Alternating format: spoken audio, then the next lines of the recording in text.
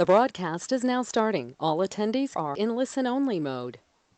Welcome, Segment 1 associates, to the Saturn Square the Nodal Axis webinar today. It's March 20th. Happy equinox to everybody, and spring's right around the corner, even if you're living in our cold northern climates. But welcome, and I'm going to just start my recording, turn it over to Kim. All right, thank you, Leroy.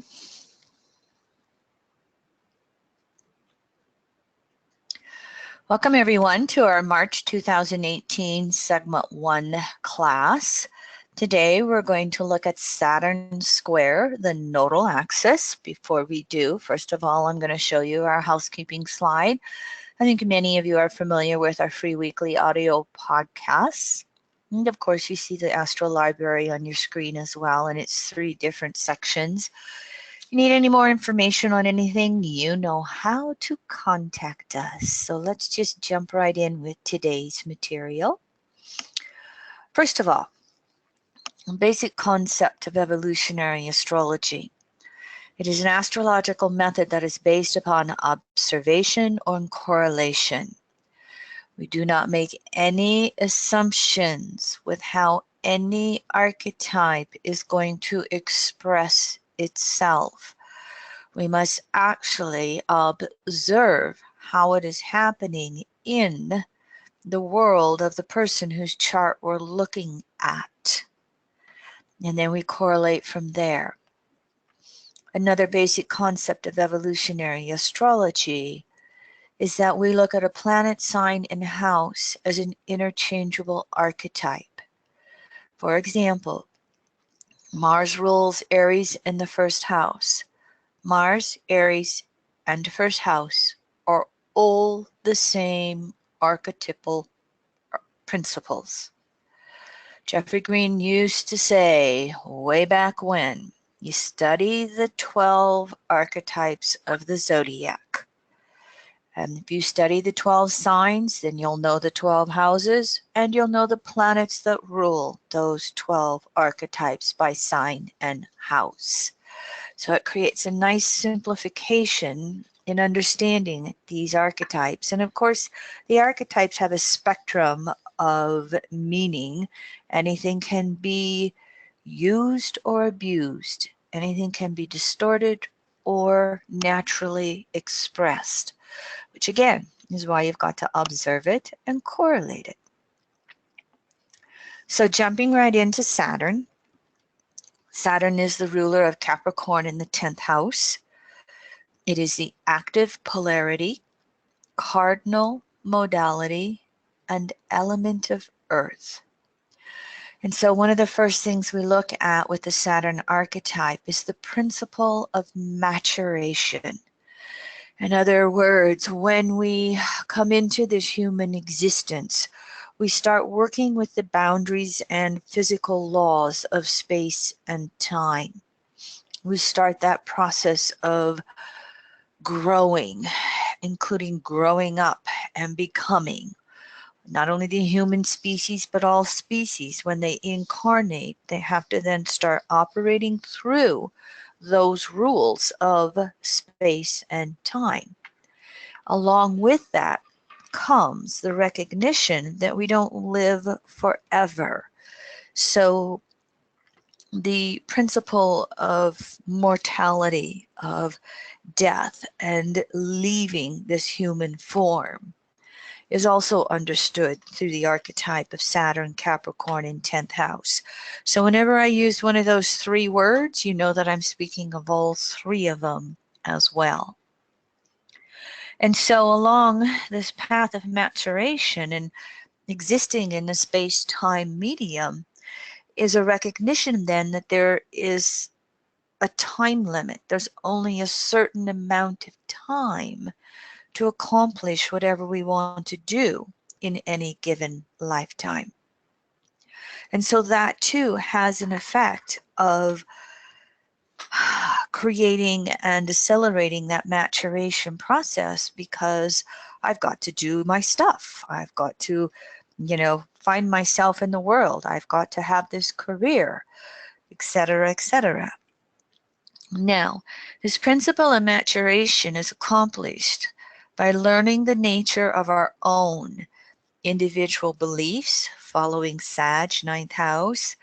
What we value determines what we need, which then determines what we have desire for. So all of those individual beliefs, values, desires then become linked on an individual way to an individual purpose that we then function through society with in order to achieve them. We don't achieve our desires in isolation. We grow up and become an adult to achieve desires. And it's not that children don't have a desire to play, a desire for a new toy, but you get the point of what I'm talking about in that one of the most basic archetypes of Saturn is functioning through space-time and maturing or growing up and becoming an adult. It is also the principle of what we would call the authoritarian parent. Sometimes it ends up being both parents. And in today's world, that may or may not be the father. The polarity, Moon, Cancer, fourth house, is known as the nurturing parent or the parent most in charge of the early environment. That may or may not be the mother. Opposite that is the parent that teaches us the principle of maturation, that teaches us how to grow up, how to be an adult, how to have a job, how to function in our world. Now, relative to all the patriarchal distortions on planet Earth, the authoritarian parent may or may not be a loving parent. If we are born with parents that are physically absent and or emotionally absent, or we have, unloving or even cruel parents, strict parents, it can have the effect of throwing us in upon ourselves. Self-reflection is one of the Saturn principles that's related to the fact that it's passive polarity, energy moving back to the center. So whenever that parental environment and when we're growing up, whenever it's not ideal, and sometimes even when it is, we're going to go through these cyclic time periods to turn inward and self-reflect. And this then helps us along that path of establishing our own individual sense of ourself and an individual sense of our own authority, separate from society. And it also has us then reflecting upon standards of right, wrong conduct. Perhaps the most simplest example is a father who's an alcoholic, and the child sees the rage or sees perhaps some physical abuse. It then teaches them to inwardly reflect, and they're either going to become the same thing or they're going to go, that's not a healthy standard of conduct or behavior for me. So in that parental environment, in the world at large, sometimes we learn by example, which would be a loving parent with a healthy role model for us. And sometimes we learn by contrast, an unloving or an abusive parent, or sometimes even the absent parent, and we have to search and figure it out for ourselves. The Saturn archetype is also the principle of self-responsibility. In other words, how to take charge of your own actions. That's the square to Aries, first house ruler Mars.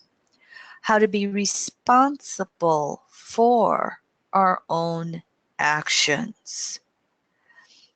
Irresponsible, we want to blame the parent, we want to blame society, we want to blame the lover, we want to blame somebody else.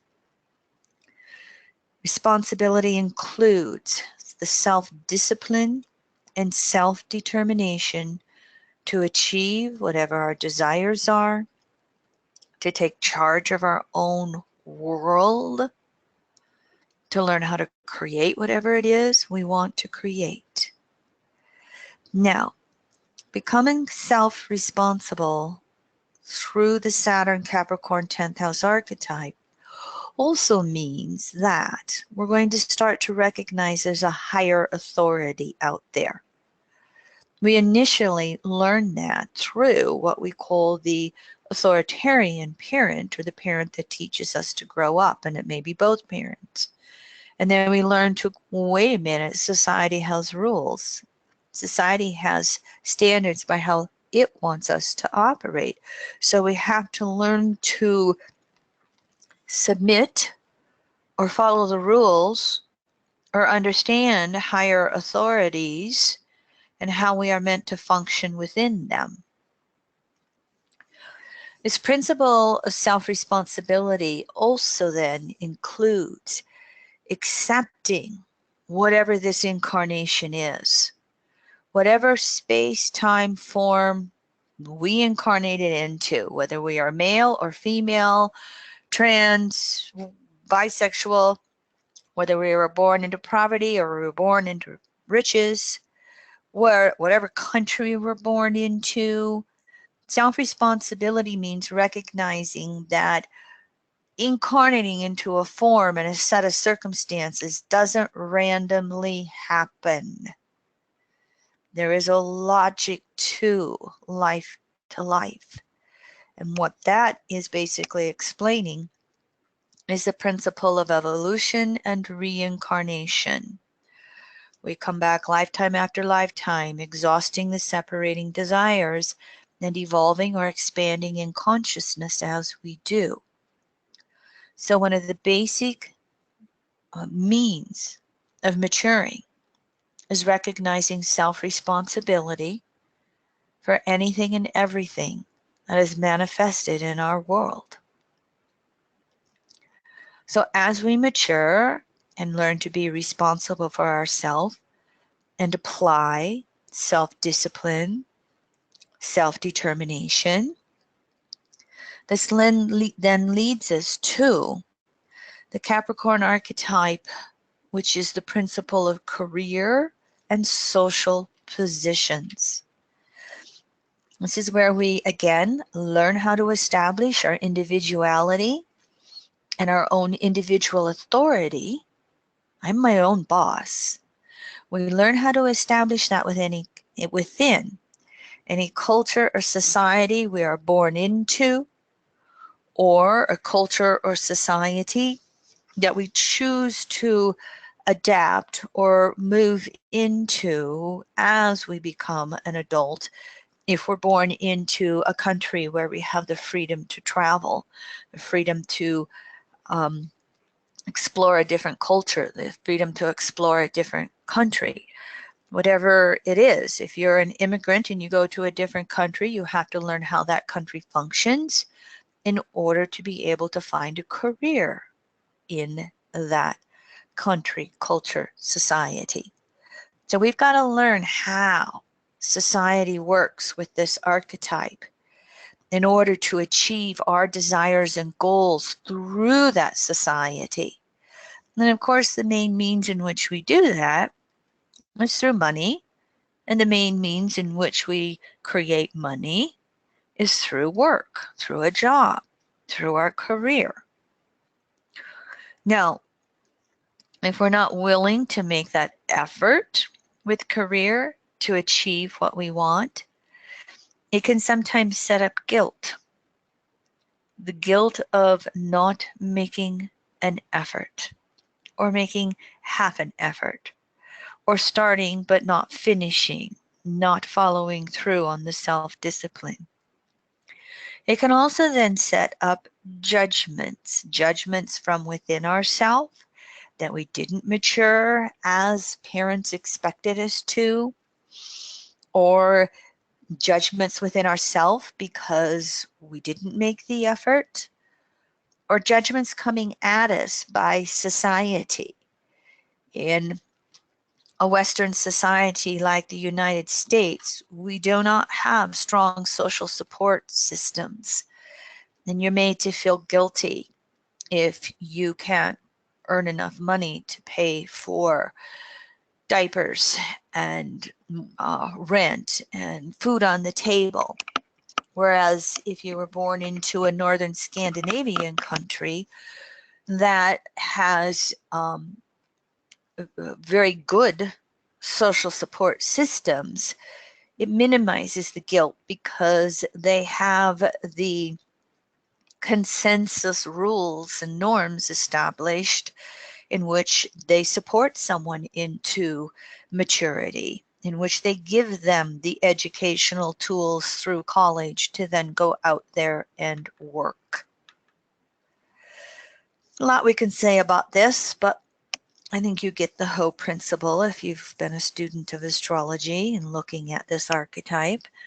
You know, I always like to say to clients, what's behind career is self-determination. Taking charge of your own life within whatever your space, time, form, and circumstances are. And making peace with that. That's how you set yourself free. Guilt just keeps us stuck. Judgments can keep us down and stuck as well. This archetype is also the principle of consensus, conformity, and judgments. Now, it is necessary to have consensus conformity. It's how people function together. We've got to have rules, norms, laws, taboos.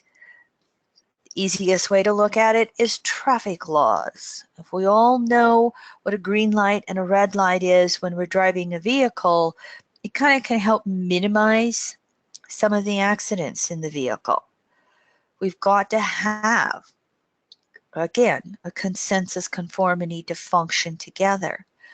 However, what happens is most groups, cultures, societies, countries, they have what are called consensus standards of right, wrong conduct. That 7 out of 10 souls who are in consensus consciousness and agree with whatever the leader says. This is, you know, they say astrology is the work of the devil.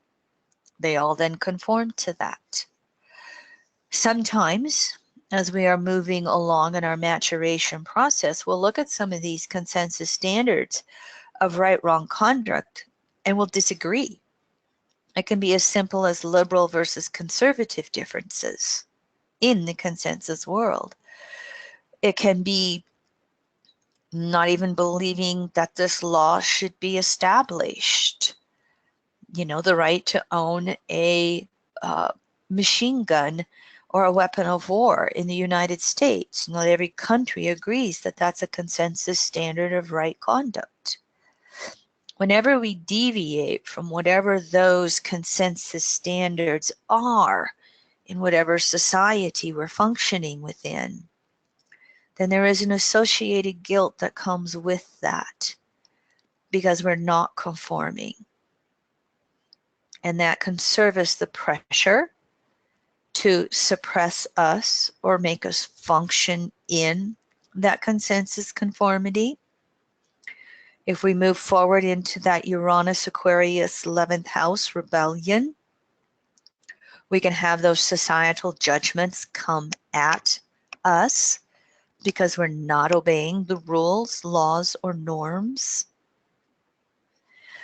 We can eventually, through this archetype, because consensus isn't limited to consensus consciousness, we have the individuated state of consciousness and we have the spirituated state of consciousness, both of which still function within Saturnian space and time, forms and circumstances. So along that maturation process, one life, multiple lifetimes, we eventually learn to understand a natural, innate sense of right and wrong conduct. You do not need a religious book to tell you that it is wrong to physically hurt a child. You do not need a morality book to tell you it is wrong to rape someone against their will.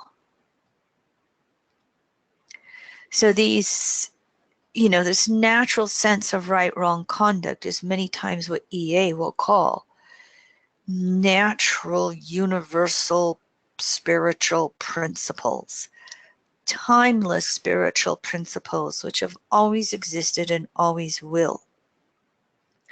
And as we expand into understanding what those natural laws are, those natural standards of right, wrong conduct, this archetype can sometimes lead us into wanting to atone if we've abused someone or some societal rules before. It can have us atoning for whether we did it earlier in a lifetime or maybe in previous lifetimes. It can also then have us learning how to stand up to these consensus standards and point them out when they're wrong or incorrect, including standing up to the consensus world when it judges us for trying to align with natural law. Again, a lot of it depends upon the evolutionary state of consciousness of the soul. It will depend upon the environmental conditionings or those life circumstances that someone is born into. We cannot assume the karma. Sometimes it's the evolutionary necessity. Sometimes it's an experience to wake up. This is again why we must observe and correlate. And so the Saturn archetype is also the principle, as we had said earlier, of self-reflection. And related to that is the principle of depression.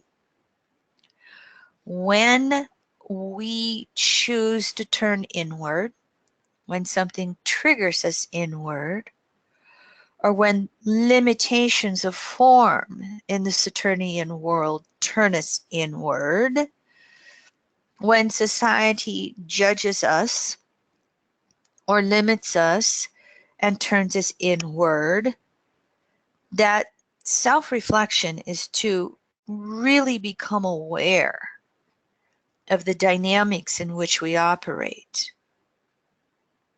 However, that reflection can lead us to feel down, depressed. Depression is a natural state of being. Now, in its extremes, when it gets catatonic, that's not natural depression. But natural depression leads us inward to figure out what to do differently. Again, when you look at this from the Capricorn 10th house perspective, the passive polarity is what turns us inward. And through reflection and that letdown of what's not working in our life, that helps us then to initiate that cardinal modality. Cardinal is initiation. The earth element, initiating behaviors that we want to change to create in that physical world. So, any sense of futility, lack of power, feeling out of control in our life, there is something to teach us about how to operate in that consensus world. There's something to teach us about taking charge of our own life and stepping up the self-discipline or self-determination. Something about taking responsibility. And so reflection and its associated depression help us become aware of what motivates us. What are the dynamics operating in our current situation, and what are the necessary efforts we need to make in order to change? I will give you an example. I have Moon in the 10th house, and I had a very strict authoritarian father, who was a function of his conditioning factors. He is a 10th house Pluto. But I had a father who, I was the oldest of 3 girls. I had a father who told his wife and his 3 daughters, women are dumb and stupid and they can't manage money. And I could have went into the futility of that and just let money run through my fingertips whenever it came. I will say that I did that when I was early on with that conditioning factor. I took in that conditioning. And then as I went through my 20s and into my 30s, that first Saturn return, that maturation process, I started reflecting on that standard of right, wrong conduct and basically got rebellious and said, who the fluff is my father to tell me that I don't know how to manage money? And it led to the efforts of returning that around to the point where, quite frankly, all 3 of his daughters are pretty good at managing money. So there was that authoritarian parent teaching by contrast rather than example. No one taught me how to save money.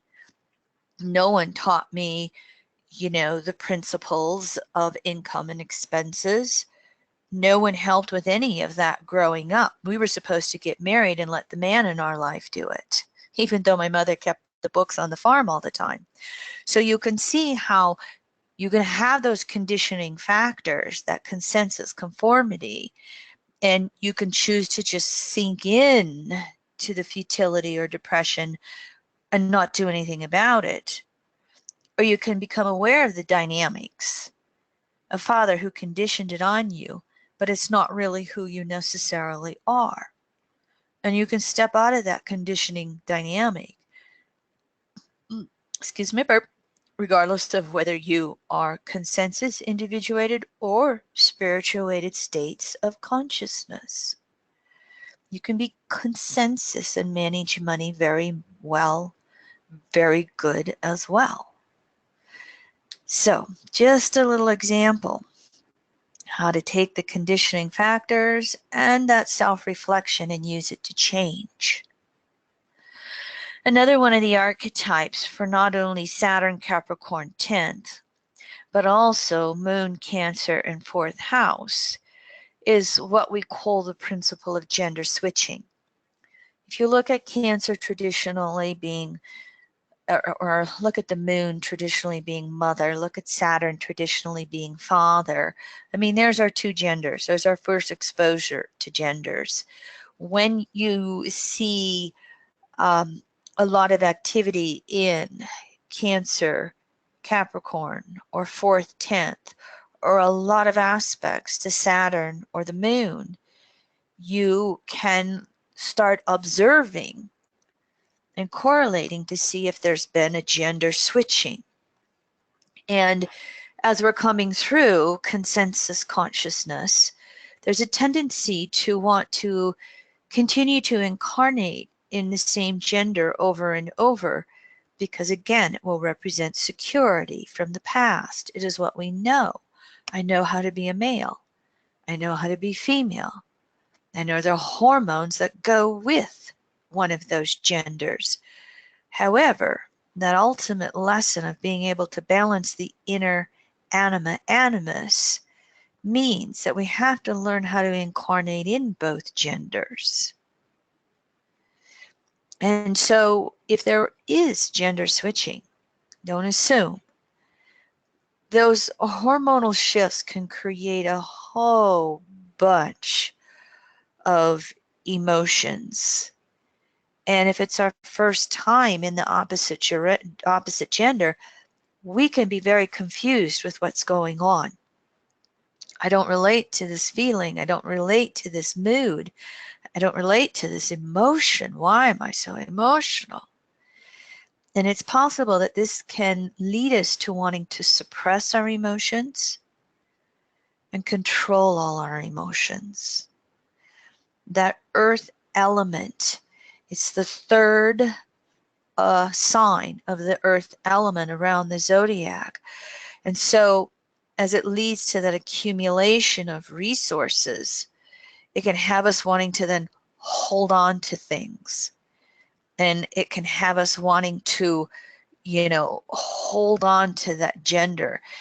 And when we want something to stay stable and secure, this is the outer world, physical element earth. We want outer security. So we can suppress and control not only our emotions from gender switching, but suppress and control anything that makes us feel insecure.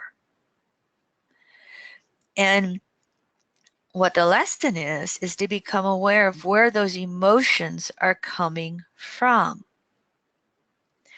Someone who has a history of being female and comes through as a male and has all these emotions come up and they just want to suppress them. I don't want to feel anything. Men don't cry, boys don't cry. And they've got to become aware of that sensitivity of their emotions, regardless of the gender. Someone who's had, lifetimes as a male and comes in with a female can have the opposite. Well, I don't feel anything. I don't ever cry. And they have to open up to those emotional triggers and let the emotions come through to learn about themselves. Jeffrey Green always used to say, evolution takes place through the emotional body. So the Capricorn suppression and the Cancer isolation are not emotionally healthy. And as we expand into that individuated and spirituated states of consciousness, we eventually learn how to move back and forth between the genders without all of the extremes of imbalance. And we eventually learn to balance that inner animus, when to be masculine, when to be feminine, regardless of which gender we happen to have manifested through. And finally, as this Saturn archetype works through the maturation process, learns how any society functions, it leads to this principle of leadership. And from a positive perspective, you'll have someone who is the embodiment of the self-discipline and self-determination it takes to achieve goals or create the career. They can then also serve as role models for others. And of course, we have the patriarchal distortions of leadership as well. The end justifies the means. The manipulations to come out on top. The hurting of others. The greediness of the resources. All you have to do is look at the person sitting in the office of the U.S. presidency, 2018, to see all the abuses of this archetype. Stay tuned. It might be kind of interesting through the rest of 2018 and hopefully going into 2019 after the U.S. midterm elections for Congress. All right, that's my slides. If you feel that there's a principle of the Saturn archetype I haven't talked about, you are more than welcome to interact with Leroy on the Q&A panel. He can interrupt you. He can interrupt me. Well, I don't need to interrupt you, but there was a question that just came through that maybe this would be a good time to insert it. Talking about Saturn squared the nodes, would earthly or physical wisdom be a part of this archetype? So could you just respond to that in the context of Saturn squared the nodes? Earthly or physical wisdom? Well, I'm not understanding the context of the question.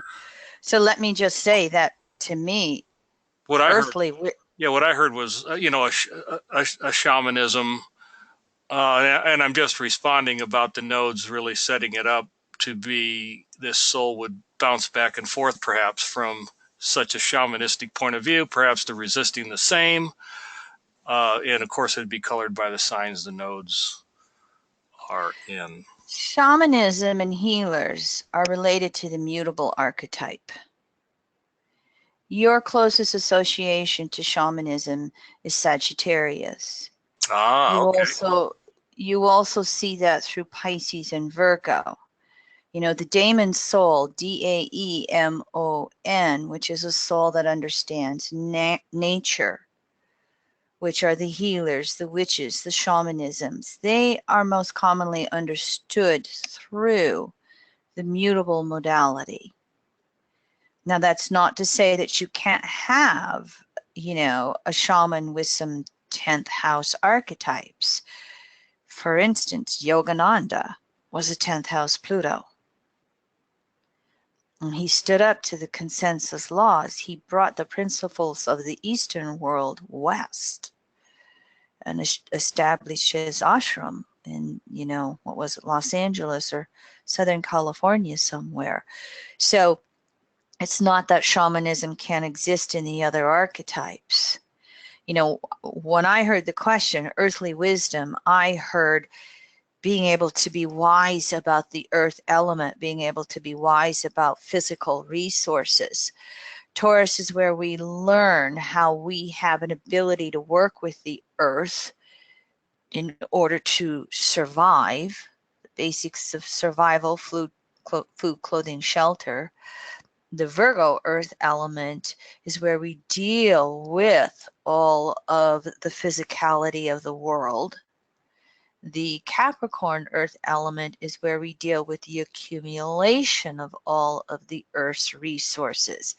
In today's world, that's namely money, but it can be the accumulation of a power. It can be the accumulation of a big house. It can be accumulation of, you know, those food, clothing, shelter things beyond, you know, what you need to survive. It can be the extremes of it. So I haven't heard shamanism called earthly wisdom, but that can be, I understand the question. Is that answering that appropriately? One of the distortions that can come through with the Capricorn 10th house archetype, and we see this a lot with past life regression work, because it is the maturation process. You can have what the method I use is deep memory processing from Roger Wolger's work. You can have what's called failed initiations. Think of indigenous tribes where they would teach the young men how to hunt the wild animal with a bow and arrow. Well, if you were unsuccessful and the wild animal gorged you and you died, you had a failed initiation. If a young son or even a daughter was supposed to take over the family business and they either didn't have the skills or they abused the position and they lost everything, that's that famous Capricorn fall from grace. Sometimes it could also be a failed initiation as well. Then you're not taking on that position of leadership. Then you're not taking on that position of authority or maturing out there into the world. All of these archetypes that we just looked at on these screens can be distorted. And those distortions can then relate to a Saturn square the nodes. A point of Saturn. clarification from this associate, she was looking at the possibility of the wise elder being in this archetype. Is that accurate? That is the way you would describe it, yes. And so if you really have went through learning how a society functions, if you have, lived into your elder years, yes, this can definitely be the archetype of the grandmother and the grandfather as well. Sometimes astrology assigns other archetypes to them, but it can definitely be the crone. It can be the wise elder. Yes. And you would think of them more along the lines of natural spiritual principles, which means they would be ones to teach universal standards of right, wrong conduct coming from timeless spiritual principles, more than, say, the consensus standards, which might be, limited to a certain space, time, culture. That makes sense? Thank you. Yep. Sure. No problem. Not at all. I'm going to go through the next set of slides pretty quickly because we look at these slides every month through this Square the Node series. So North Node, South Node, points in space where the moon's path intersects the plane of the ecliptic, which is the sun's parent path around the Earth. North Node is the ascending node when the moon's path moves above the ecliptic. South Node, descending node, is when the moon's path moves below the ecliptic. Here's a visual for you, okay? Here's the sun's apparent path right here. Solid line. Here is the moon's path with the dotted line. Right here you see this dotted line go above the ecliptic, North Node. 2 weeks later, the moon's path goes below the ecliptic, South Node. And these nodes precess or recess. They move backwards around the circle of the zodiac, around the circle of the chart. One complete nodal axis transit is about 18.5 years. Moving backward signifies a return to universal source on a solar lunar level. Sun's apparent path, moon's apparent path. Now, this nodal axis is retrograde 90% of the time. If you're born with the nodes retrograde, there can many times be a sense of destiny earlier in life. If you're one of those 10% born with the nodes direct, sometimes that sense of destiny comes later on in life. And that is exactly what happened with me. I have the nodes direct, and I really didn't come into my spiritual careers, even though I studied astrology from, young adult. I really didn't come into my career as an astrologer or my work with energetic balancing until my early 40s. And then all of a sudden, poof, everything just took off. The nodal axis takes about 18 months, year and a half, to move through any sign of the zodiac. The South Node is the soul's ego from the past. Accumulation of all the emotional residues from all our past lives. It represents security because it's what's known from the past. It will represent karma on all its levels, physical, emotional, mental, spiritual. It is a point of familiarity, both positive and negative. Positive, it is our gifts, a fruition of prior efforts. Negative, it is our Achilles heel, which we sometimes have to relive, redo to heal the karma. It also can be a point of stagnation. Again, it's familiar, it's secure, we can stay stuck in it. EA likes to say it is the prior mode of operation on emotional levels that allowed the prior dynamic of Pluto or natal Pluto to be actualized. Now, you also, when you look at the South Node, you want to look at how many aspects it's making to other planets. You want to look at its planetary rulers, so the ruler of the South Node by sign, the ruler of the South Node by house, and what aspects do those rulers make that will all come together in detail to show you what the ego of the past was like. The North Node is the leading edge of the soul's ego in this lifetime. It represents our emotional growth and evolution. It will represent insecurity because it's unknown. We haven't lived it yet. It represents Dharma responsibilities. It represents the future and how we are meant to evolve and move forward. So it will come with a sense of destiny or a magnetic pull forward to bring us away from the past. It is the point of movement versus that South Node point of stagnation. EA will say this is the current mode of operation emotionally that allows the evolutionary intent to be actualized. And for most of us, the evolutionary intent is the polarity point of natal Pluto.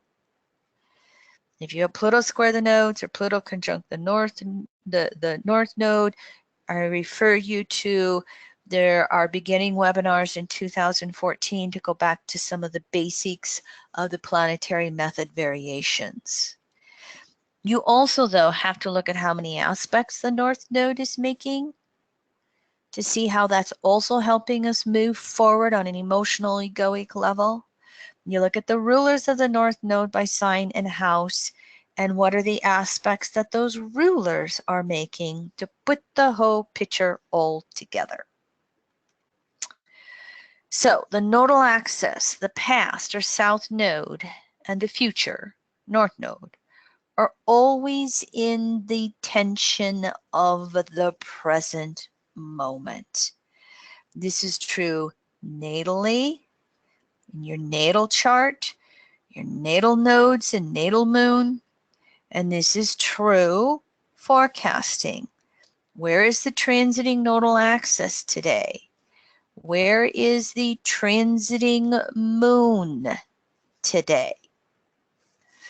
You can look at it both ways, and then you compare the transiting nodes and moon to your natal nodes and moons to see how you are, you can get up to the umpteenth detail of how you are evolving on emotional levels. The thing to remember is the past is always trying to shape the future in the present moment. How many of us project the past forward for security reasons? So again, that mean motion retrograde of the nodes, it always represents leaving the past behind and moving forward as well. Here's how you determine aspects to the nodes. You always compare the nodes to the planet. So regardless of the planet, you start with the planet. Nodes move retrograde or clockwise through the signs and houses, and that's how you find the aspects. In this example, we're working with Uranus in the nodes. Uranus is the planet. If you take this green inner circle from Uranus and you go clockwise or reverse through signs houses, you come to the South Node, and the South Node is a gibbous opposition to Uranus. If you start with Uranus and follow the outer circle all the way around, you come to the North Node making a balsamic conjunction to Uranus. Now I can say that with time, you will be able to visually look at the nodes in a planet and tell whether it's new or balsamic, just like you do it with planets. In the opposite way, you learn how to do it with the nodes as well. If this North Node was 19 degrees and 9 minutes, it'd be an exact conjunction. If the North Node was 19 degrees and 50 minutes, it would be a new phase conjunction to Uranus. If you want more detail on the cycle of phases and aspects, again, I will refer you to the webinars from 2014 when I started over with the basics of EA, and I went through the math review, and I went through the whole cycle of phases and aspects. Here's how we determine skip steps. You always start with the planet. Nodes are compared to the planet. In this example, we're going to look at Pluto at 16:0 Virgo. We go backwards, reverse through the signs and the houses, and the first node we come to is the North Node. This will be the resolution node. We're on this next slide. It's at 22 degrees, so the nodes are applying squares to Pluto. If we look at the blue lines and the North Node was actually at 16 degrees, the nodes would be exact squares to Pluto. If we look at the green line and the North Node was at 12 degrees, the nodes would be separating squares to Pluto. So this is how you look at it, and you have to look at the degrees backwards to see if they're applying, exact, or separating. When planets are square the nodes, it creates a phenomena that EA calls skip steps. It means both of the nodes were active in creating karma in past lives. It means both the North Node and the South Node have a story to tell with the karma and the skip steps. And so what happens when we have nodes square a planet or planets square the nodes?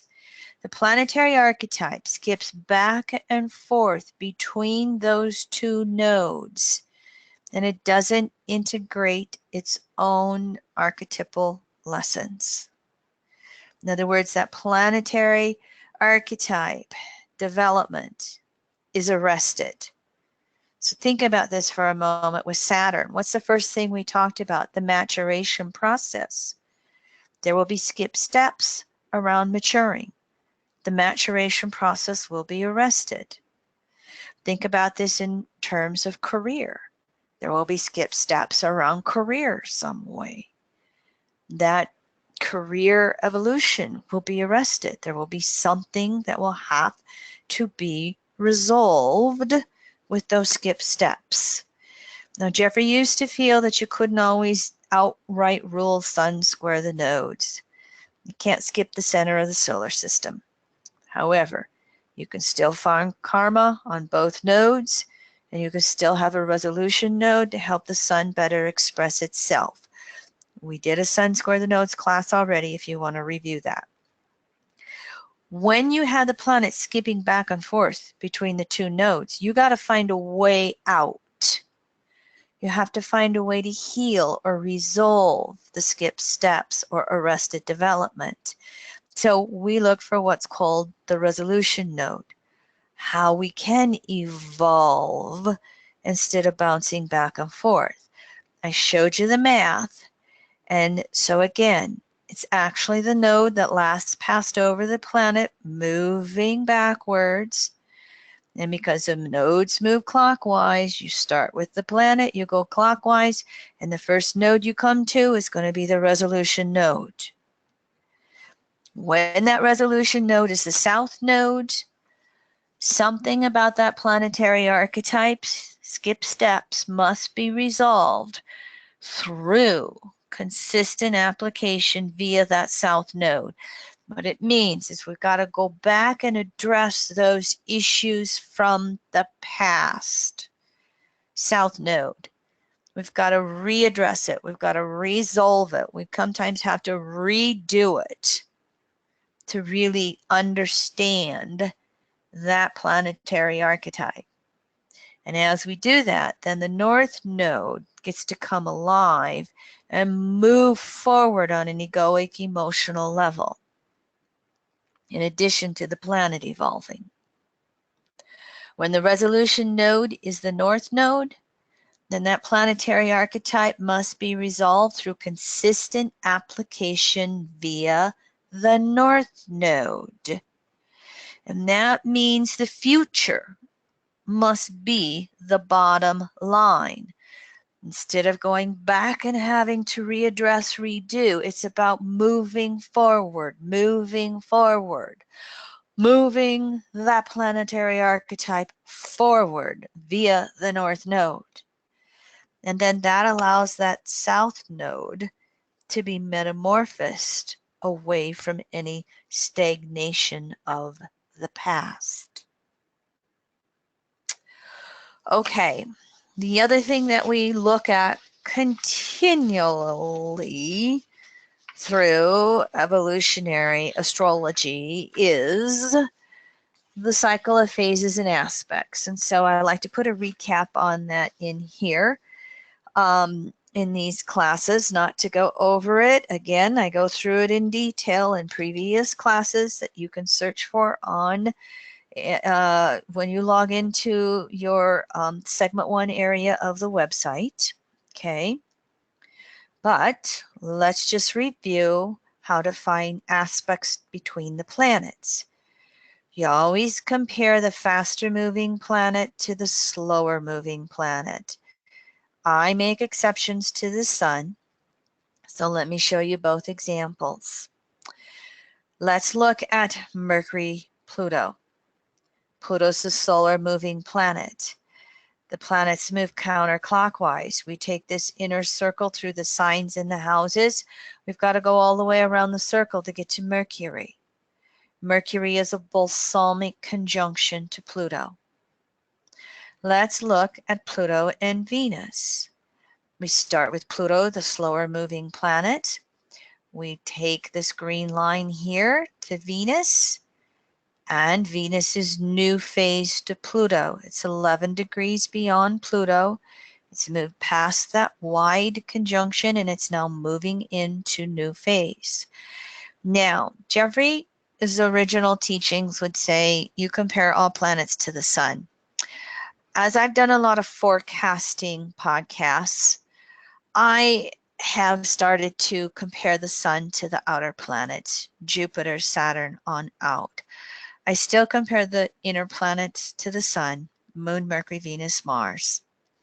But I have started to compare Sun to Saturn, Uranus, Neptune, etc. And I do that from the fact that even though the sun is the center of the solar system, and without it there would be no life, it is the life-giving force. We live here on Earth, and we look at everything from our Earth or geocentric viewpoint. Even our astrology is Earth-based. We use a geocentric chart. Heliocentric charts put the sun in the middle of the circle and put Earth in one of the signs and houses. And it will always fall, I think, in the opposite sign and house. We make a chart geocentric as if Earth was right here in the middle, and here were the heavens splayed around us. So in this same example, we would look at Sun and Saturn. We'd start with Saturn. We'd follow this outer circle through the signs and the houses until we got to the Sun. And the Sun is balsamic phase Saturn. It is 13 degrees away from an exact conjunction. You're free to do whatever you want. I actually came across this concept first. Even though I'd pondered it myself, I came across Laura Nalbandian using this same way. And then it clicked. I went, oh, there's another evolutionary astrologer who also does that. And for those of you who are not familiar with this, Laura and Gregory Nalbandian, their mom and dad ran a bookstore in Seattle for years, Astrology et al. And when Jeffrey first started studying astrology and landed in Seattle, he went to their bookstore. And Maggie Nalbandian, Laura's mother, kind of took him under her wing. And that's where he started his astrological studies and teachings, was with Astrology et al. In Seattle. today's world, it's now moved to be an online bookstore. It's hard to compete with Amazon anymore. Although Laura and Greg still produce the NORWAC conference every year. I think it's coming up this weekend or next weekend. It's a little early. It's always Memorial Day, but it's a little early because of UAC this year, which is Memorial Day weekend in Chicago. All right, that's all my principles that I have. And so now I have a volunteer chart. I'm going to take another drink of water. I'm going to see if Leroy can unmute our volunteer. Let's see if we can get her voice live. I'm here. Hello. Hi, Kim. Can you hear me? Yes, I can hear you very well. Yes, thank you. Let me just quickly put your environmental conditionings out there, and I'm going to run through a few things in your chart, and then we'll get to our interactions, okay? So, of course, we have a female volunteer. Now, you were born in Venezuela. Yes. Do you live in the U.S.? Yes, in Florida. Okay, and how long have you been in the U.S.? Since 2002. Okay, so you've been here 15, 16 years. All right. So you have then obviously have also moved here as an adult. So Yes. you were raised in Venezuela. Yes. Our volunteer considers herself to be spiritual. She was raised middle class. She had a very emotionally distant mother who stayed at home, took care of her and sisters. It was a difficult relationship with mom. She had a strict yet loving father. He was a medical doctor. Sisters, where are you in the birth order of how many sisters? I'm the oldest. Of how many sisters? 2. Okay. Never had very many friends. Difficult romantic relationships. She married at 42. Are you still married? Yes. Did you marry an American? Yes. Okay. Our volunteer has a degree in fine arts, and she is working to create a business in the alternative world. She does intuitive readings. She's an energy coach. She does EFT, which is emotional freedom technique for any of you that do not know that. And obviously, she's pursuing astrology, as most of our volunteers are. So let me just quickly point out, we have a Leo rising. The moon is balsamic inside that 12th house, just a couple degrees. Uranus is inside the ascendant by 6 degrees. First house, Pluto, Virgo, 6 degrees. South node in Aries. So we have a double Aries signature here that I just want to point out on a soul level. As you can see, we have Saturn square the node. Saturn is 456 or 5 degrees Capricorn 5th. If we move clockwise, reversing through signs houses, the resolution node is the north node at 2 degrees Libra. It is retrograde. It is separating squares to Saturn. All right. Sometimes the resolution of the skipped steps is a little easier when the nodes are separating squares than when they are applying squares. Ruler of South Node, Aries is Mars. Ruler of South Node by house is the soul, Pluto itself. Ruler of the North Node by both sign Libra and house second is Venus. I also want to point out that the ruler of Saturn by sign is itself in Capricorn. The ruler of Saturn by house, fifth, is the sun over here at 29 degrees Scorpio fourth, and it is conjunct the ruler of the south node. I would consider Mars to be a balsamic conjunction to the sun. Okay. You can see there's a bit of a stellium right here in the fourth. We have Mercury retrograde. Volunteer, what I'd like to do, and again, as you've been looking at the PowerPoint slides and reviewing what we had talked about that first hour, I'd just like to hear from you first. Was there anything from the PowerPoint slides that jumped out at you in regards to recognizing your own Saturn square the nodes? Yes, and it was really a shock for me. For example, the emotionally absent parent was my mom. Okay, also my father. He was a very lovely person, but at the same time, he was very strict and authoritarian. Yeah. So for me as his daughter, it was so difficult because I remember, I mean, since I was a very young, just a kid, it was so difficult. My relationship with him, I loved so much my dad, but I didn't know what to expect from him many times. Okay, because he was the person who was with us, for example, in the bedtime to tell us stories before bed. That was beautiful, but at the same time, if for some reason I didn't behave well, as because I accepted it as a kid, I was not easy. Okay, but if for some reason I misbehaved, he was really brutal. That's the word that I can use, because I was punished really bad, really bad. So Was he physically abusive? yes. I mean, not sexual, not sexual, and I'm talking about that. Sure. But yes, he was. He was. Mm-hmm.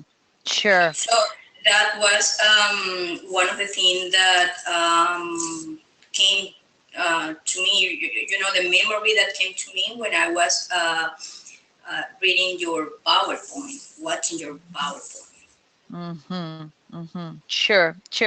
Let's stop for a moment, and if there's other things, jot down some bullet point words if you want, just to remind yourself. But let's just stop for a moment and look at this from the whole perspective of, Saturn square the nodes. And, what we had said earlier was that there would be skip steps with the maturation process, okay? Mm-hmm. You really didn't have role models for parents.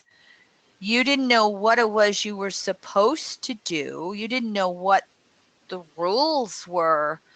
But boy, you found out when you broke a rule. So it really could have created Saturn in Capricorn is going to intensify all of that Saturnian energy to have you crawl in upon yourself. And before we even get into these nodes, let's just remind everybody, first house Plutos, they're freedom lovers. Don't fence me in.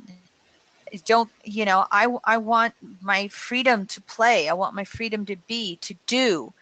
And there's a double signature here with the South Node in Aries. Even though the 8th house will contain it a little bit, Virgo will contain the first house Pluto a little bit. You still have a signature here that says, I want my freedom. That's I true. want to be my own boss. Mm-hmm. I Mm-hmm. want to be able to do what I can do. That's true. And so what is possible here from just the Pluto signature, from the signature of the soul and its own ego from the past, there may be some rebellion to authority. There may be some rebellion to anything in society trying to contain you. Mm-hmm. First house wanting all its freedoms. That's Okay. totally 100% true. And so then you come into a lifetime, and here you are as a child with that kind of soul energy that you gravitate to, really young. And you have, these parents who are pretty much, you know, going to be controlling. And all of these fourth house planets did not receive that early nurturing that also caused Saturn to turn into itself. Okay. Let me address this a little bit more from the perspective of perhaps past lives. Okay. All right. With this Saturn square the nodes in a South Node Aries 8th, North Node Libra 2nd, it is possible that you have vacillated in relationships between absolute freedom and or some codependency Libra or isolation second house. And so because it's Libra Aries, we can start to pick up that this may be a vacillation that you would do in intimate relationships. We'd also pick that up from the 2nd and the 8th house. Okay. So we can kind of say, oh, is there skip steps in intimate relationships as well? And then because Aries Libra squares Capricorn Cancer, we know that it's going to draw in that family environment and that family origin as well. So what I'm starting to picture, and by all means, please correct anything that you don't relate to, okay? You know, here's a soul who wants to be in charge of its own world, not only first house Pluto, but Leo. I want to be seen. I want to be noticed. I want to break free. I want, you know, to just be able to liberate myself in every way. I want to be in charge of my world. Maybe there's some insecurities here, but the Saturn square the nodes is going to say somewhere, somehow, in the history, including past lives, of your families of origin, you never had parents who taught you how to grow up or mature. You could have lost your parents early on. Saturn square the nodes, especially square 2nd, 8th house. Parents that didn't survive. Even you. Go ahead. Now, my mom is alive, and my dad passed away when I was 37. Sure. I'm even talking the past life patterning here. You know, there can be some past life patterning in which you yourself did not live into adulthood. I ran into a couple of I think it was my Chiron series. I tell people one of the things that you may not always understand, and it's not an absolute. It doesn't mean every time you see it, it's there. But sometimes when outer planets, and you've got 2 of them, are in the first house or in Aries, it can signify a soul who had an early death. Okay? And you've got a double signature here with the South Node in Aries. So the first point I'm trying to bring up before we get to intimacy and career, I'm just right now kind of focusing on early life, you know, the maturation process of the Saturn skip steps. These 2 signatures could signify past lives in which you didn't live into adulthood. And so some of the Saturn square the nodes, I want the freedom to go out and do it, and I do until I get until I feel insecure. Aries and 8th house can both go to insecurity. And then, oh gosh, I want someone to hold me. I want someone to take care of me. And the ruler of the North Node is, the North Node is a wide 10-degree conjunction to its ruler. It's just moving away from the conjunction. It's just starting a new cycle of emotionally learning self-reliance. This is going to be a key to our resolution that we'll speak to later on. But there could be a vacillation between the freedom and the codependency as a child, And of course, you didn't get the nurturing from mother here. Mother was cold. Father was probably cold as well. But I'm just trying to just express for everybody that there could be a past life patterning of not living to adulthood, so not having experience doing it, and not having the other thing that could come around from this, and it didn't happen this lifetime, but it could even be lifetimes with Saturn square the nodes in which a parent didn't live. So you didn't have the role models of doing that.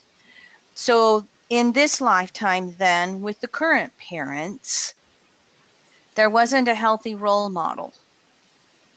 And anytime you broke the rules and father was cruel, it really caused the Saturn to crawl in its shell. Okay. Capricorn, that would be the turning inward, the reflection, the suppression.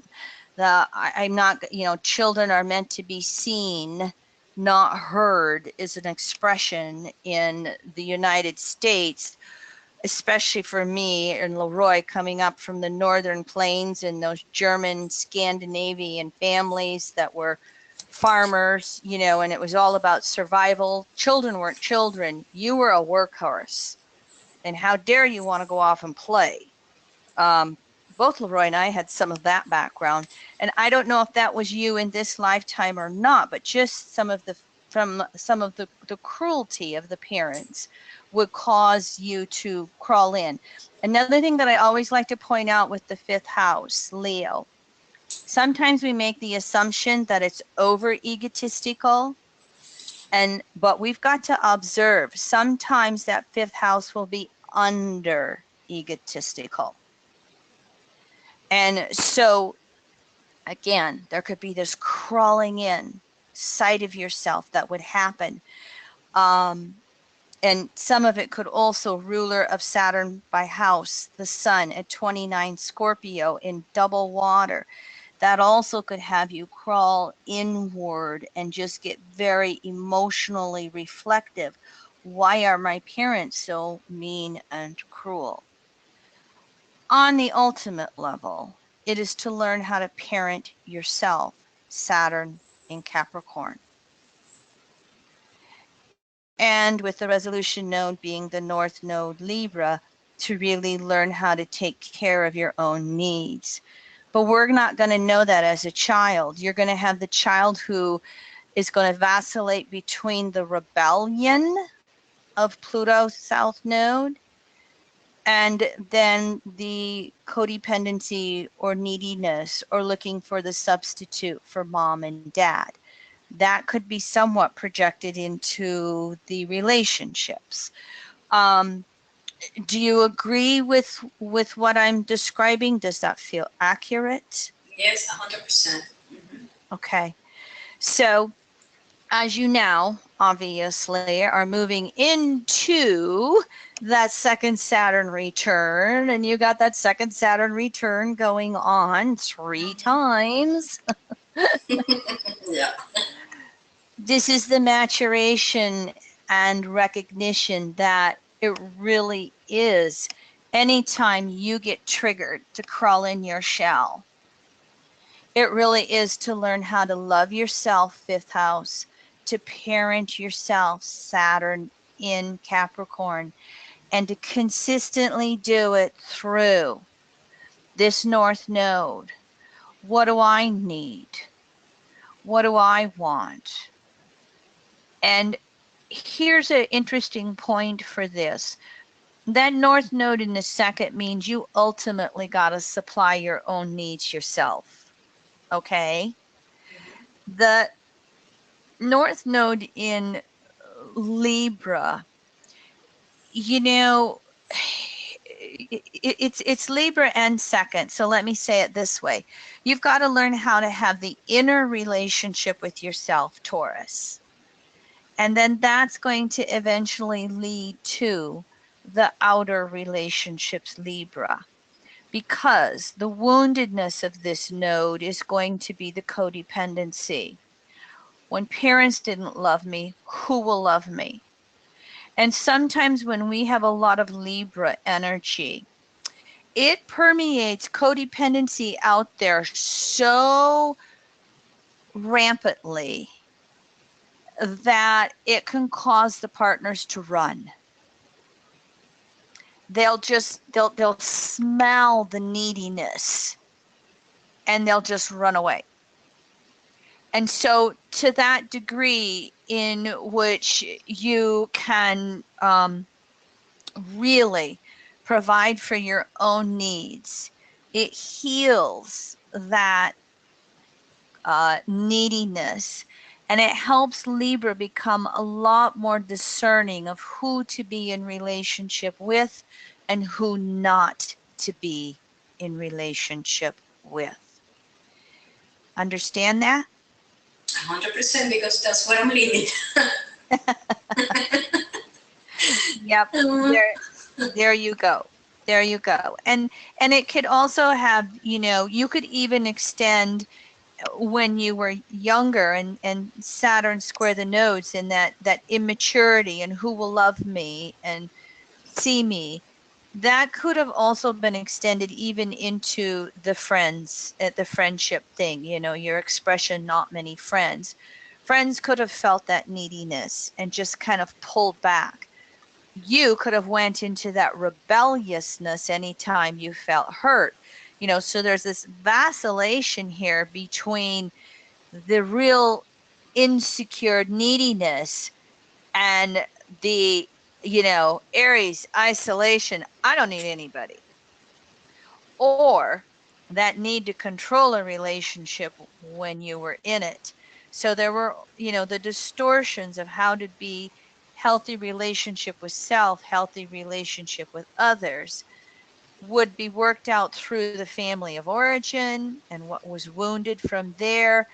That fifth house, what we will call displaced emotions, when we're not emotionally self-reliant, then they get displaced into the intimate relationships as well. Now, as you are consistently taking care of your own needs, learning to have healthy discernment in relationships, it allows for the Saturn to mature. It allows you to love yourself deeper, fifth house. It allows to have a maturity to be able to look at where you were perhaps needy in the past. It also then allows the South Node to really become more and more and more independent in healthy emotional ways, not from a first house Pluto defensiveness. That's, one of the real, early environments that first house Plutos will go to is that, they'll perceive anything coming at them as I've got to defend myself. And so it allows you to let go of a lot of false defenses, and really get into a healthier and healthier sense of self and who you uniquely are, Uranus, Leo first, so that you can just vibrate that rather than defending it. Okay, so want to move into the whole career thing, but is this clear for you? Is this clear on the board? Any questions? Anything coming from anybody? For me, it's 100% clear, because that's my day, Mm-hmm. Mm-hmm. Okay, I'm going to assume with Leroy being quiet that we're okay. So let's look at this then from a little bit from the perspective of career, okay? All right. First of all, a first house Pluto, even Uranus there, it'll shake things up. Sometimes first house Plutos, they're really good at starting things, but they don't always follow through. Not that they're always meant to follow through. Sometimes they're meant to initiate something and go, well, that was a lesson I learned, but I don't need to learn that lesson for the next 50 years. I can move on. You really have to kind of do some observation correlation in regards to that, okay?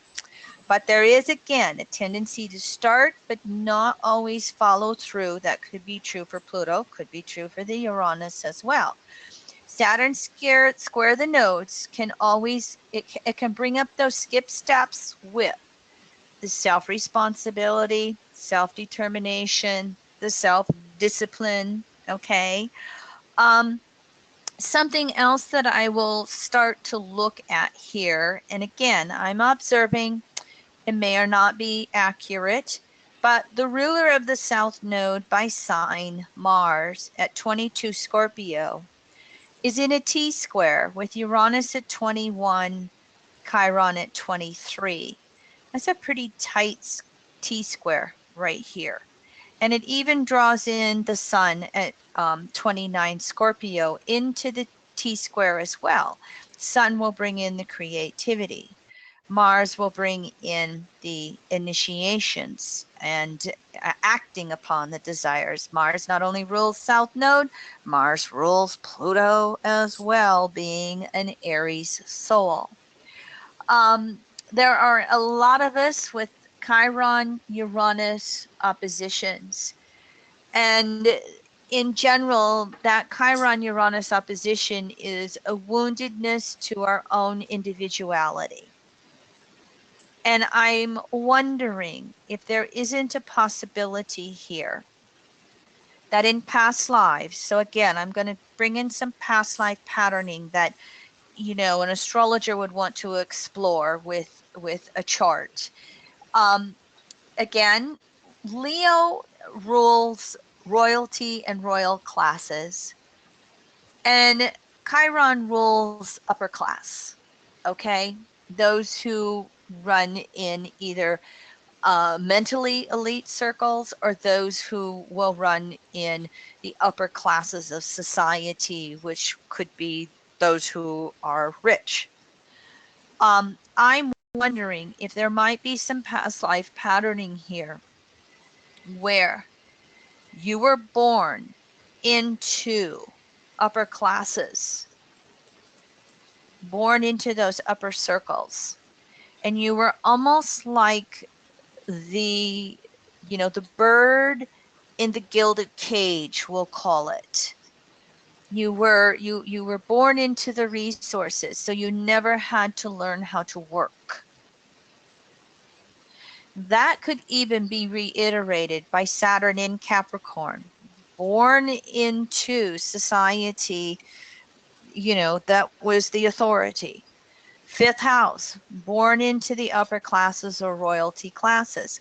Square the nodes, married into resources, married into wealth. So the skip steps would be perhaps a cycle of lifetimes in which you were born into the resources, but you were never taught how to create the resources. And if this was part of the case, what would be an inner dynamic for your soul would be, I know what it's like to have the resources. I know what it's like to have money. Why don't I have it? You'd have the feeling of the resources. But if there is the lack of learning how to create them yourself, and again, think of this resolution node being down here in the second house. This is the Taurus house. And this is where we, you know, learn our survival skills. We call it food, clothing, shelter. After that, it then becomes a want. Instead, the needs are food, clothing, shelter. The wants are a designer purse or a bigger house or, you know, things beyond what we actually need to survive.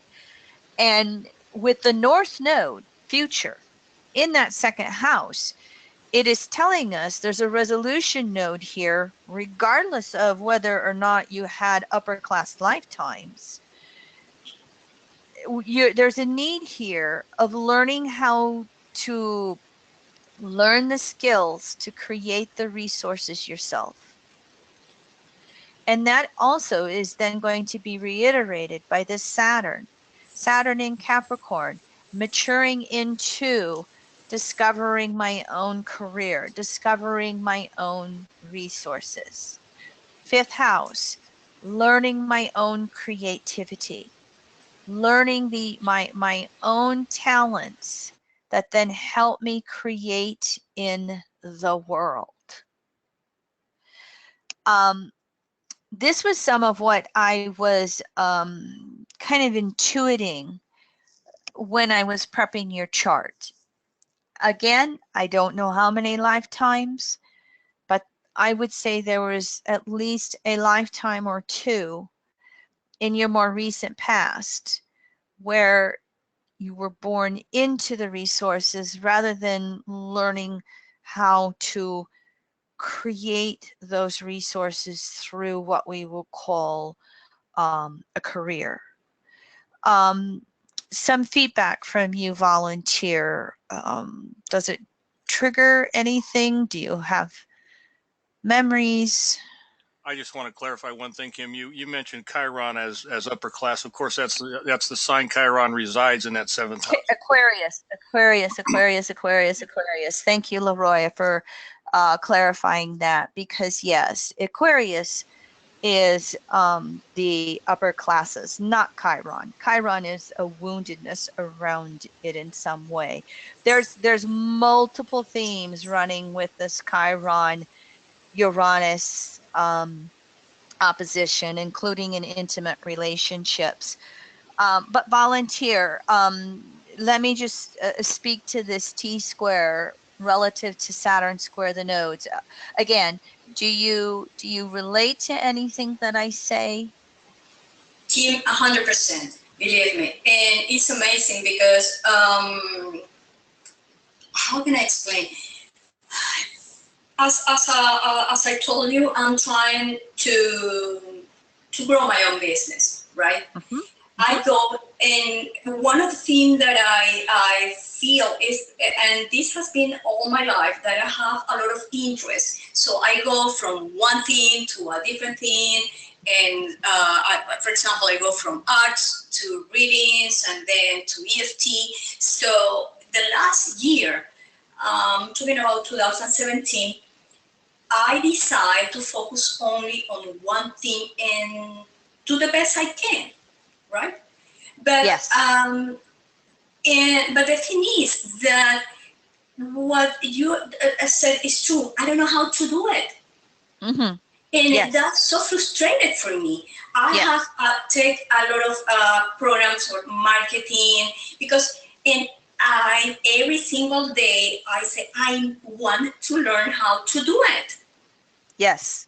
So and just today before this webinar, I was just watching another webinar about how to do it, how to do business, because it's something that it's so frustrating for me, believe me. Yes. Now, let me give you a couple of pieces of feedback in regards to that, okay? Because you have Saturn literally going over natal Saturn 3 times this year. For all I know, we could be having the first Saturn transit. Well, it might be over it because Saturn goes retrograde here in April. Hold on, I'm going to look and see quickly. Saturn is going to go retrograde. No, that's right, the 17th of April. And so you had the first passage of Saturn end of January, early February. You're going to have 2 more Saturn hits over natal Saturn, okay? There may be a little more fine tuning on what it is you're going to focus on career-wise, okay?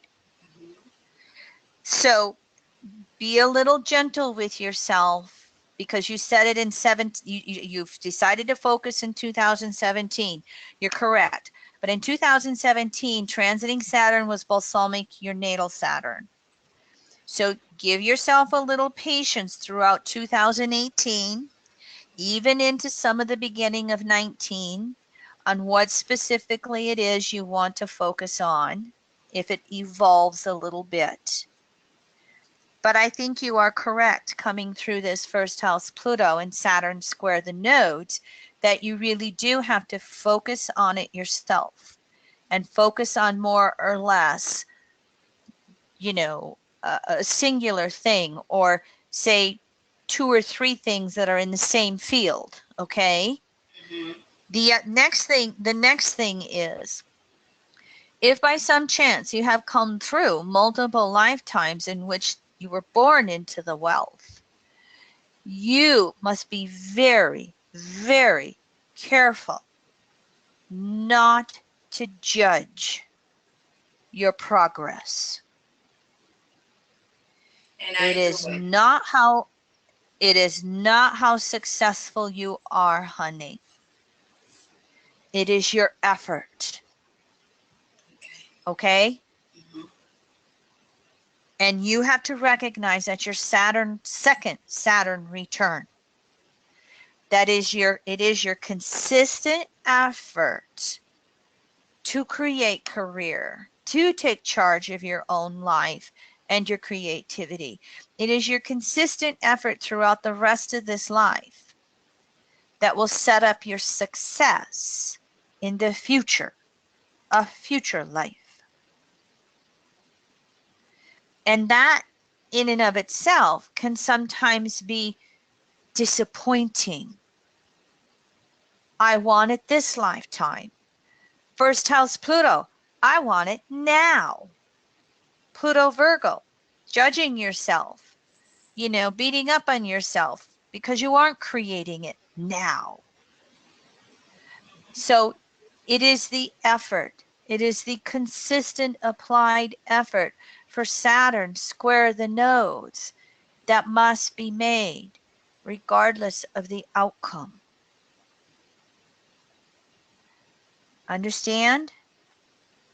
Yes, and the other thing that is amazing for me is that you mentioned that with those past life, the resources were there, and which of course I don't know anything about that. But right now, what I experience every day is that I have a feeling, and I can't explain it with words, but it's a feeling that the resources are there.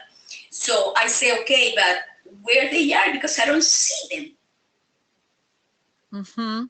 Yeah. So I could it's go ahead. I couldn't quite understand all your words, so I didn't quite grasp the concept of what you were speaking about. okay.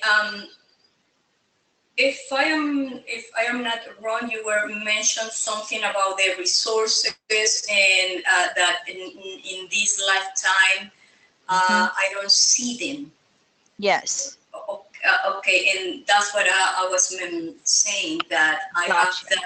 that feeling, but I can't explain in words. But it's a feeling that I know that the resources, that I have the resources, but I don't see them.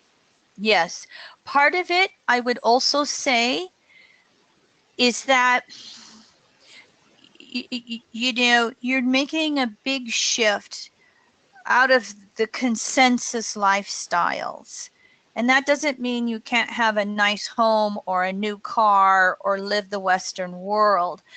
But if you have had a series of lifetimes born into those upper classes or wealth, they may have been consensus lifetimes. And part of your moving into individuated and spirituated states of consciousness is that you have to learn resources. The physical world is not the inner security. Saturn always looks for security through the outer world, and many times consensus through the accumulation of those resources. And so you're having to learn inner security. This is another pattern to this North Node and its ruler there for resolving Saturn. You're having to learn inner security regardless of resources or lack of resources. I teach it this way. Taurus in the second house in the consensus world is how much money can we accumulate, or how many dozens of pairs of shoes can I have? Individuating Taurus learns to see itself. I am a resource. I am my own resource. Spirituating Taurus in the second house learns to recognize the ultimate resource is God Goddess, Source itself. So can you see how you're really trying to ground yourself in seeing yourself as your own resource? Mm-hmm. And the maturing this will allow for your soul. And then also opening up to trust ultimate resource, source itself, to provide. And it may not be bringing it to you with, 5 vacation homes. Do you understand the point that I'm making? Yes. Mm-hmm. Yeah. So you've got to consistently apply regardless of manifestation.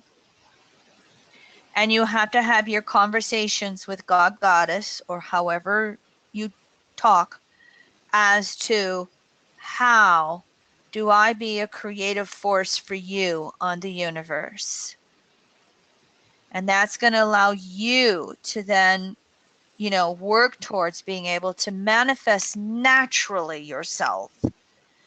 And it will help you become naturally creative.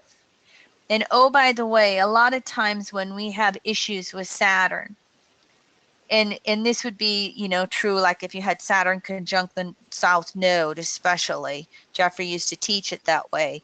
But I've become to think that it can also be Saturn square the nodes.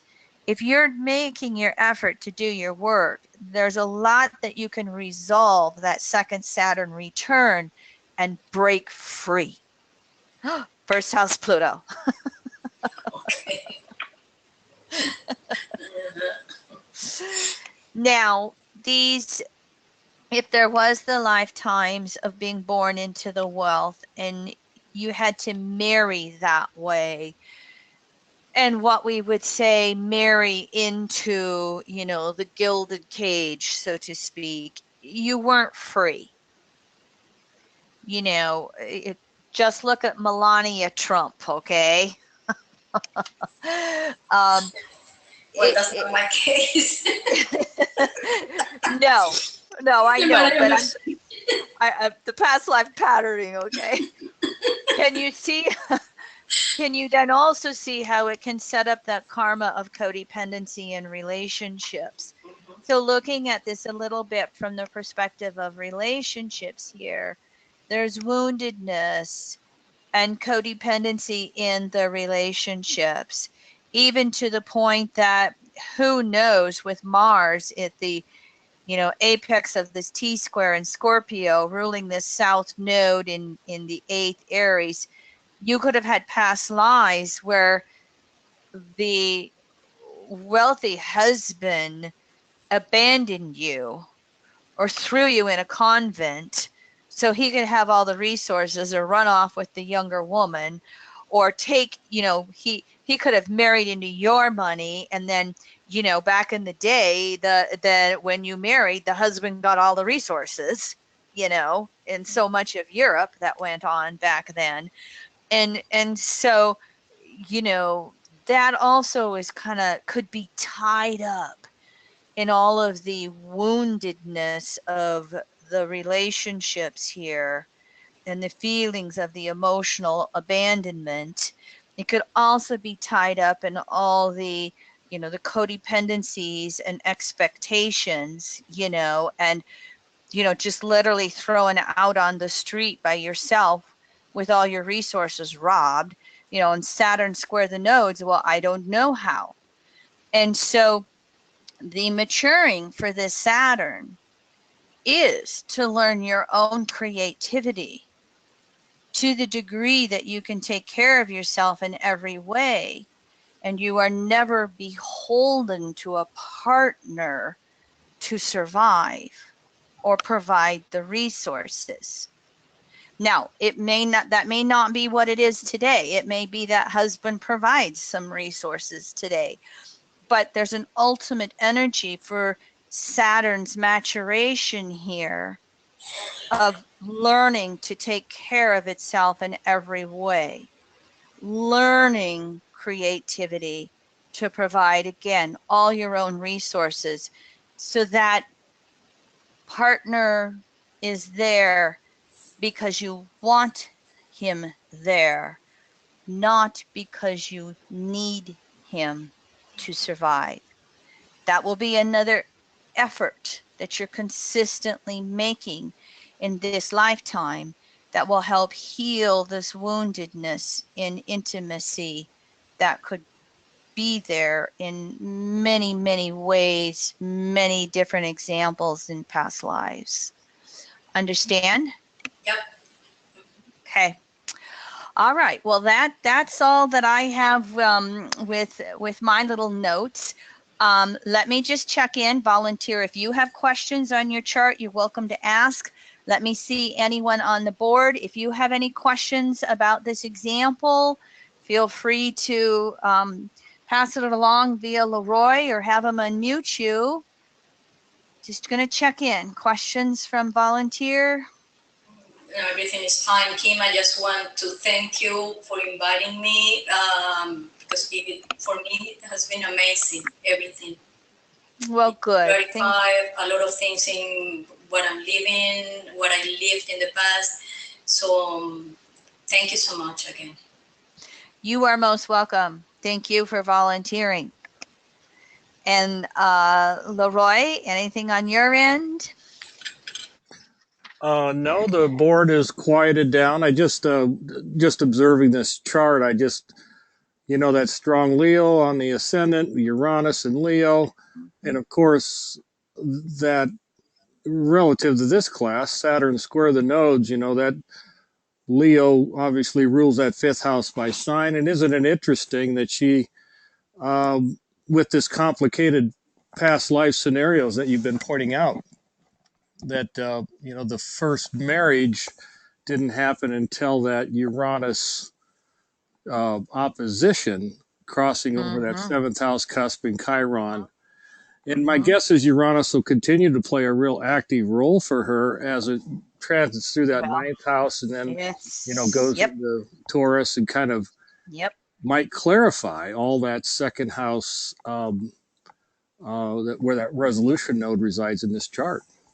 Yes. That's yes. a good candidate for Uranus square the nodes, or Uranus in Taurus. Uranus in Taurus over the 10th house. Yep. This Leo ascendant, this is initiating self-love. The ascendant is what's crawling out of the womb, and coming through all these lifetimes of the wounding with family, with intimacy, with career. This is someone who's really learning to unconditionally love herself. What's instinctively crawling out of the womb, ascendant, is to see herself, love herself.